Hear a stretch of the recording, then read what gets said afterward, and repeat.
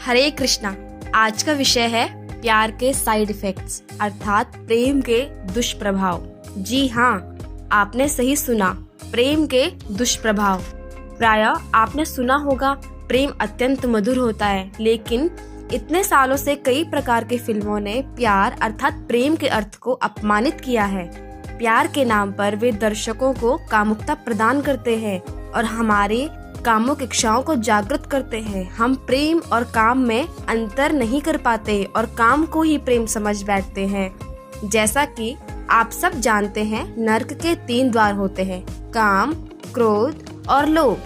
अपने इंद्रियों को प्रसन्न करने की इच्छा काम अर्थात वासना कहलाती है। इससे हम यह समझें कि आज की दुनिया में तथाकथित प्रेम केवल वासना अर्थात शोषण की प्रवृत्ति है, लेकिन यह प्यार के रूप में बताया जाता है। प्रेम का अर्थ तो अपने प्रेमी की सेवा करना है। कई बार तो आश्चर्य होता है कि वे कहते हैं आई लव यू, मुझे तुमसे प्रेम है, लेकिन उन्हें कहना चाहिए कि मुझे तुम्हारी वासना है, क्योंकि उनका प्रयोजन प्रेम अर्थात सेवा नहीं है, लेकिन वासना अर्थात शोषण है।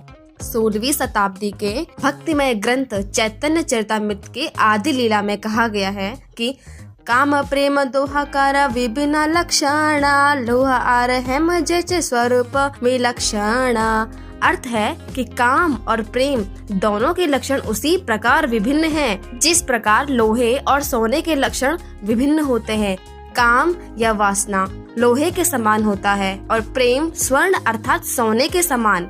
यदि लोहे को सोने की परत से ढक दिया जाए तो कोई अनजान व्यक्ति उस लोहे को सोना समझने की भूल कर सकता है। इसी प्रकार काम वासना को मुस्कुराहट, चापलूसी अर्थात मिथ्या प्रशंसा और उपहारों से ढक दिया जाता है, तो अज्ञानी जी उसे प्यार या प्रेम समझने की भूल कर लेता है। और इस भूल में फिल्मों की महत्वपूर्ण भूमिका होती है। व्यक्ति फिल्में देखता है और फिर उसकी खोज ऐसे व्यक्ति विशेष के लिए आरंभ होती है जो प्यार के नाम पर उसके कामुक इच्छाओं को पूर्ण करे, लेकिन यह तथाकथित प्यार हृदय को प्रज्वलित रखता है और उसे कभी भी इंद्रिय सुख या काम वासना के सुख से संतुष्टि नहीं मिलती है। जब कोई तथाकथित प्रेम या काम वासना में पड़ जाता है तो उसे हमारे शास्त्रों द्वारा बताए गए प्यार के साइड इफेक्ट्स या तथाकथित प्रेम अर्थात काम वासना के 5 दुष्ट परिणामों से गुजरना पड़ता है। वासना अत्यंत शक्तिशाली होती है। इसमें मोहन अर्थात मोह, स्तंभन अर्थात स्तब्धता, उन्मादन अर्थात मादकता, शोषण अर्थात छेड़ता और तपन अर्थात जलन जैसे 5 तीरों से सुसज्जित 5 दुष्परिणामों का एक पुष्प धनुष होता है। पहला तीर एक सुंदर रूप की ओर जाता है, दूसरा तीर उनके ध्यान को एक दूसरे की ओर आकर्षित करता है, तीसरा तीर उन्हें मदमत कर देता है, चौथा तीर गहन आकर्षण के कारण प्रेमी के विचार में रहने से संपूर्ण शक्ति समाप्त करने लगता है, 5वां तीर उनके हृदय को अपूर्ण इंद्रिय भोग के कारण जलाता है। इस पृथ्वी पर तीनों लोकों में कोई भी इन बाणों के संभावित प्रभाव का विरोध करने की शक्ति नहीं रख सकता है, लेकिन जब कोई भगवान कृष्ण को प्रसन्न करने की चेष्टा करता है तो वह इन 5 तीरों पर विजय प्राप्त कर सकता है। चैतन्य चरितामृत के आदि लीला में ही कहा गया है कि आत्मेंद्रिय प्रीति वांछा तारे बलि नाम, कृष्णेंद्रिय प्रीति इच्छा धरे प्रेम नाम। अपने इंद्रियों को तृप्त करने की इच्छा काम वासना है, लेकिन भगवान कृष्ण की इंद्रियों को प्रसन्न करने की इच्छा प्रेम है।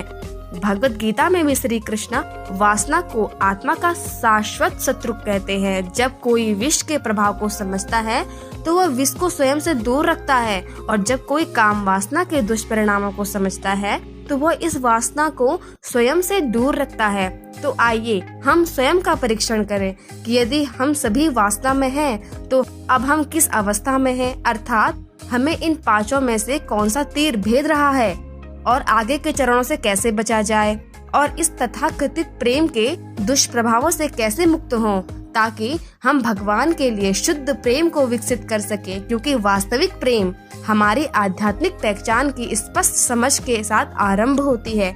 भगवत गीता बताती है कि हम आध्यात्मिक जीव हैं जो सर्वाकर्षक श्री कृष्ण के प्रिय अंश अर्थात दास हैं, और दास द्वारा अपने स्वामी की निस्वार्थ सेवा ही वास्तविक प्रेम कहलाती है।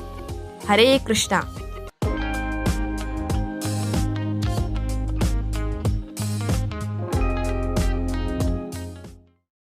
Please subscribe my channel and also like, share, comment on my video. Tap the bell icon for more video.